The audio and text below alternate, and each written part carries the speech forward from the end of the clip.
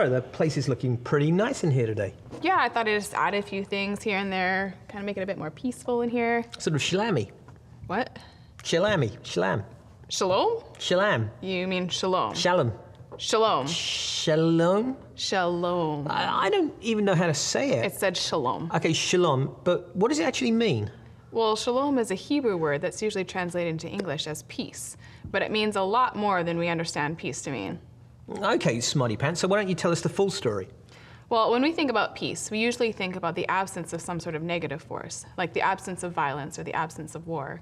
But shalom is the presence of something really positive. It's all relationships and all things working together for the good of everything else. So that sounds a little bit like God's project in history to make everything right again. Yeah, so why don't we have a look at that? Basically, there are 4 foundational relationships that God wants to make whole and that we as Christians are called to strive towards. Our relationship with God, knowing that we're loved and we belong to Him. Our relationship with ourselves, knowing who we are and caring for ourselves. Our relationship with other people and treating them in ways that bestow dignity and worth. And our relationship with the rest of creation. Things like utilizing the land and resources in a sustainable way so that there is enough to go around. This in turn means that economic, political, social, and religious systems that these relationships make up are just and good and glorifying to God and don't exploit anyone or any group in any way. That sounds beautiful, Laura. And in fact, I'd love to live in a world like that. But it seems to me that that's not something I've heard spoken about much in church circles or around Christians. I've heard an awful lot about that first relationship that's primary with God. And I've heard a little bit about our relationships with each other. But as for these other 2 relationships, not so much. And I know that the relationship with God is super important. I'm also very aware that it's very important that we talk to others about that as well. But it would seem to me that unless you actually understand where the other 2 relationships come in as well, you end up with a disunited, disharmonious world. You get brokenness, you get poverty, you get wars, you get bullying, you get gangland stuff, you get all the stuff that's happening with ICs, you get refugee problems because the system is broken. So maybe these 4 foundational relationships not working together is the root of where poverty and injustice comes from. So this has real implications for who we think the poor are and what we think poverty is. And so we're going to spend some time unpacking that. What is poverty? Right. Let's talk about that.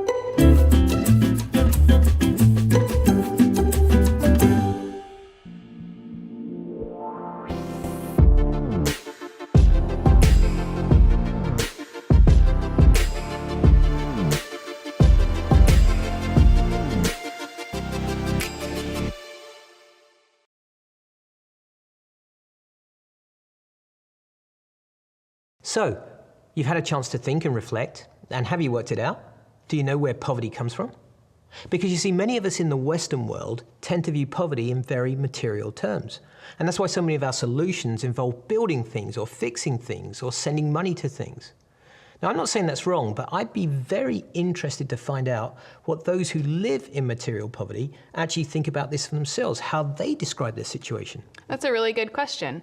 And at the turn of the last century, the World Bank did a study, and they collected the voices of over 60,000 men and women who live in situations of material poverty. So what did they say? Well, check this out. In a book called When Helping Hurts, written by Stephen Corbett and Brian Fickert, they write that if you ask people who live in low-income countries, they by and large describe their condition in psychological and social terms. While they recognize their material lack, they talk more about things like shame, inferiority, powerlessness, humiliation, fear, hopelessness, depression, social isolation, and voicelessness. Laura, I find those words incredibly powerful and moving. I mean, that's not about just not having money in your pocket. That goes right to the heart of who you are as a human being. I mean, those are words of powerlessness, and that's a lack of dignity and worth. It's the way we want to be treated. Why would we not expect everybody else to have that dignity and worth as well? Yeah, and so maybe we need to redefine poverty. Well, in order to do that, let's bring back a familiar diagram, but this time with a bit of a twist. Now, we explained how things should be when we first saw these 4 foundational relationships, but now let's look at how things actually are today. So as you unpack this, you can see that the broken lines reflect the reality of broken relationships in a broken world. Now, from a Christian perspective, the foundation of our faith is based on the understanding that our relationship with God has been broken. That's why Jesus came and died. But this also affected how we view ourselves, how we view others, in fact, how we view the whole of creation. We would classify the broken relationships as the root of the problem, and the symptoms would manifest differently for each one of these relationships. A broken relationship with God results in what we call a poverty of spiritual intimacy. That's anything from denying God's existence and authority to materialism, but it could also be how we worship the idols of this age that are all around us. Now, these broken relationships also impact the way we view others, and we can call this a poverty of community. Now, this shows up in things like self-centeredness, selfishness, and exploitation or abuse of other people. And finally, our broken relationship with all of creation, or what has been called poverty of stewardship.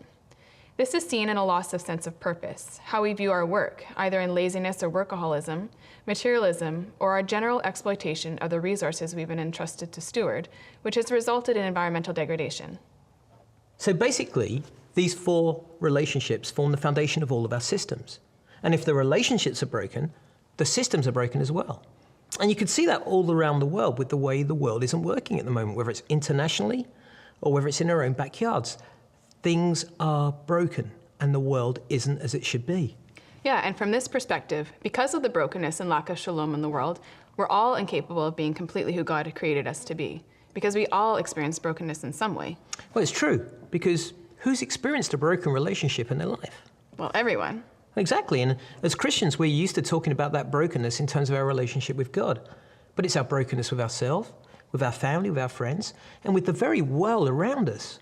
Yeah, you can't live in the world without seeing evidence of broken political and economic systems and the environmental degradation that's all around us. And this changes everything. It changes how we view ourselves, it changes who we think of as the poor, and it changes the attitude with which we engage in poverty issues. Now, this is pretty big stuff, because if what we're saying is right, we're all poor.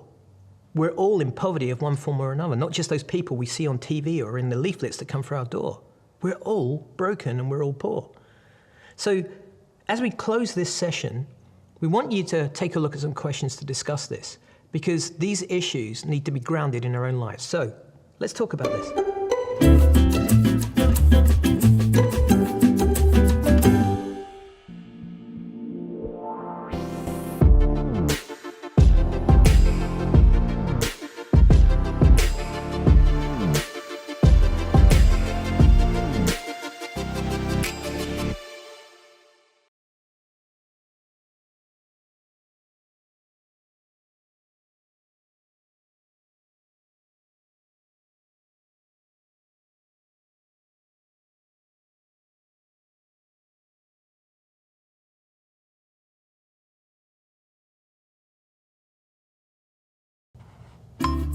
Okay. Yeah. What would help you? What I've often wanted to know that. Seriously. I often want to know that about you too. What would help you? Sorry, do that again. Oh, that's what they all say. And you would know. Is that, yeah. Now it's crooked. No, it was okay. No, you get to just, well, I'm in with your smarts this time, actually. So smarty pants. Okay, sorry, fine. Brain fight. Right, do it again. Sorry, you're a rock star.